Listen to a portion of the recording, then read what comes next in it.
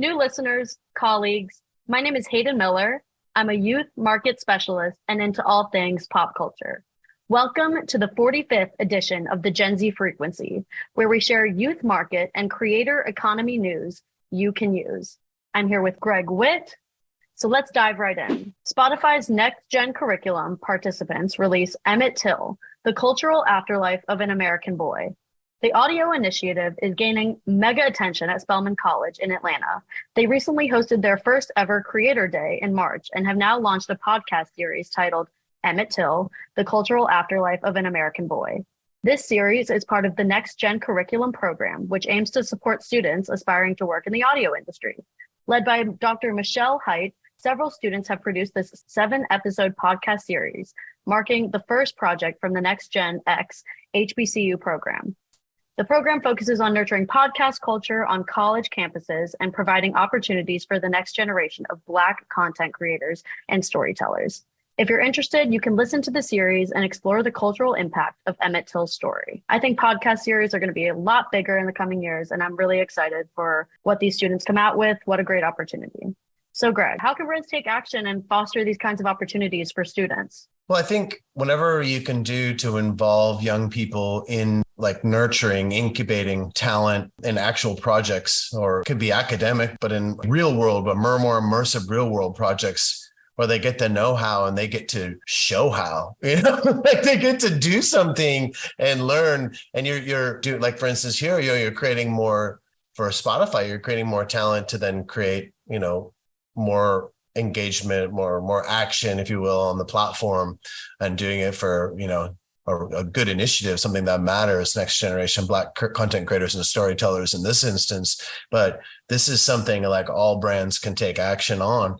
And I think the real message here is you'd be surprised how well you can really truly differentiate from your competitors if you just give a shit, if you care more. That's what I think ultimately the message is just doing things that we could say like involve and empower and do good. And those are important for sure. But I think if you start by caring more, you immediately have differentiated like amongst most of your competition. And then from there, when you care more, then what could you do that is like within the means of your either small or mega corporation that you can do that brings, let's say in this instance, nurtures the talent of the next generation. That's why we had that little action in the reading version of the newsletter to take 15 minutes this week and brainstorm ways your brand or organization can involve, inspire, educate, but empower, do something that shows you care with young people. Because it is true, you'll be surprised how well you can differentiate from your competitors just by caring more. And then just obviously creating relationships. Those are all ways to do so. So moving on to our strategy talk. Gen X, Y, and Z are turning against influencers with unrelatable lifestyles amid the cost of living crisis. Pretty much, people are sick and tired of influencers shoving this content down their throats. And this article shows some data that backs that. And you can read that for yourself. So I know we've talked about de-influencing a few times on LinkedIn, but what can brands learn from this sort of resistance towards influencers, Greg? I love how you stated that, actually. It's awesome. I think because de-influencing has a lot of benefits just because it shines a light on bullshit. It shines a light on bullshit from real, authentic, I wouldn't even say authentic, just purposeful, real storytelling where it's actually happening. Somebody uses that particular product or service or whatever it may be, that is actually truly entertained by what you are trying to offer. And I think how can your brand take action is the easy, the quick off the hip is just stop wasting your time trying to counteract influence of the influence from the influencers and the shout outs and utilizing talent as like it's an ad play. It's an ad spend. It's not an ad spend. It has aspects of helping, create awareness and all the way, all aspects of the funnel. But the reality is we're talking about people. And if you focus on finding talented people that can then be brand ambassadors, people that you partner with over a long term or for real partner with them, because there's just a great fit. And it's not just this purely transactional It's like something where there's shared goals, and part of the shared goals can be the transaction, the monetary aspect. And how do you do that? It's back to basics. I feel like we say this every week, but it's like creating a team of people that are talented. I like the idea of ambassadors, but not necessarily thinking of ambassadors like people sampling out products or something. It's just thinking of people who advocate, people who support, promote, but that are into what you're doing, but with different roles, different creative abilities, and different levels of fame, like from not famous at all to super, super famous to capture attention in order to promote your brand and your product to produce business results. So I think I should say it's largely about having a mind shift from just, okay, how much talent can we get? And then what are we using this talent for? And then what are we going to get out of it? Did they turn an ROI? Yeah, that's important. But if you're missing the whole entire reason, because de-influencing, I don't think happens. It's an accident. I think it's like, I don't think the brands intentionally mean to like go out and just say, here's an ad, put an ad with this person's content. It's because they just treat, this agency or this internal team found these 100 people and they've received the product, or they've got the code, or they've now got this content asset to create. And it's like, put ad in there and you're good, or don't even put it in there. And it's like, if they're not completely connected, who cares? They've got great reach, good engagement. They're just like looking at it like it's a digital media ad spend, which is only sort of in part. That's how your brand can take action. It's that mindset of thinking of a team of ambassadors who can promote what you need. So I will let you move on to the youth empowerment corner. Talking about brand representation, let's move on to the youth empowerment corner with someone representing an entire generation. Maxwell Alejandro Frost, the first ever Gen Zer to be in Congress and a symbol for all of us in Gen Z, combating ageism and advocating for the youth needs in Congress, embracing policies that support universal health care, ending gun violence, the climate crisis, and transforming the racist criminal justice system. Look, I think an undeniable message here is on like the intergenerational collaboration, which sounds like a lot, but just the reality or the importance of collaborating across ages, across interests, across differences, because that is the powerful message that Maxwell brings to North Americans, but like to the world as well, because it's influencing everyone. So yeah, I mean, I think like most of our listeners or readers are already familiar with him, but I think this reminder's stand out. Keep being amazing, Maxwell. Now on to our industry news bites. Greg, kick us off. Well, look, Threads. I don't have much to say about Threads that hasn't been already said across the entire internet, other than the fact that Threads in its sort of basic MVP, like it's in its most simple form, is very functional. It works. And I think, we'll see. We're going to see what happens with Threads. It's, I'm sure I wouldn't put anything past the product development team of wanting to make this just be like an incredible product. So yeah, obviously it was super interesting surge of new users and all that. But it's funny though, this comes at the same time as Twitter changes to X. And so I'm not, and this is not even like a knock on Twitter at all, but it's just so funny how it's like, is it X meaning like it's done, or is it X meaning like X marks the spot? I would certainly say I take a stance, because I think we could take a stance here, right? Like that, brand equity. It just seems like it would be a wiser decision to brand X like with some innovation behind it versus like a mess.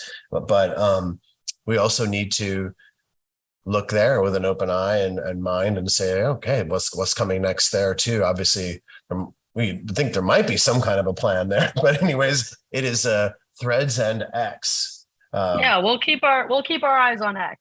We'll keep our eyes on X for everyone. So moving on, virtual influencers are still untouched ground by many brands. Take a look at the strategic guide to virtual influencers and how you can actually create relatable virtual characters. Interesting. Maybe they'll be more relatable than human influencers. This is interesting. This is super interesting to me, though. No, I feel like where the future goes when it comes to I don't want to call them creators, although I guess there will be fake or virtual creators that create off of an AI on their own too.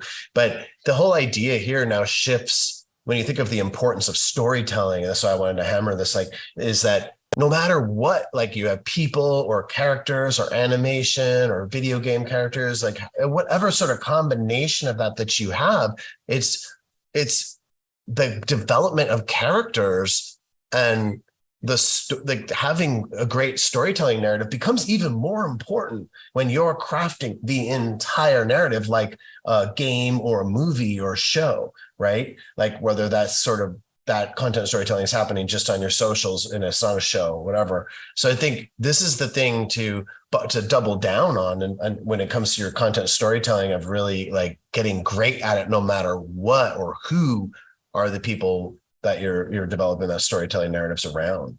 Now, JanSport is embracing the power of Twitch and TikTok for their back to school campaign by partnering with gamer and Twitch ambassador Krista Eason.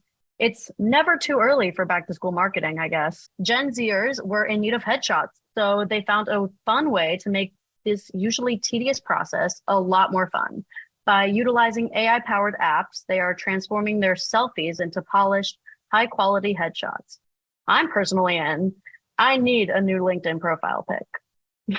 And I'm the you get what you pay for voice. So yeah.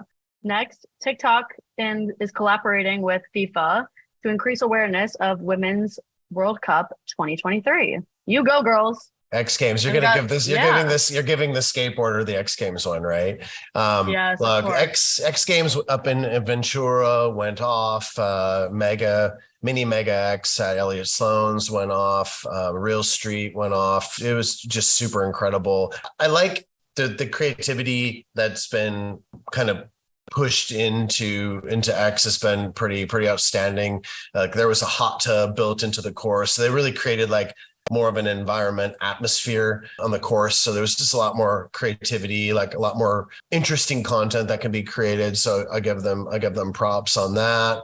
The other point that I want to make on the X Games, like doing such a damn good job this year, is how they incorporated the true authentic voices from action sports culture. Like they had Tony Hawk and Wolfmate there. They had Amelia Broadcut in there. They just had more of the real people who know what's up versus like, no diss on like the announcers to anyone listening to this, but just like sometimes these people are just like some kind of like, I'm from New York and I'm an announcer person. And then they end up getting these jobs and they just don't know shit about what they're announcing. It really emphasized like how the authenticity was fully baked in to the X Games. If not, I know this is a big claim, but it may have been the most authentic aspect of the content production and storytelling in this year's X Games. So props to everyone involved in that.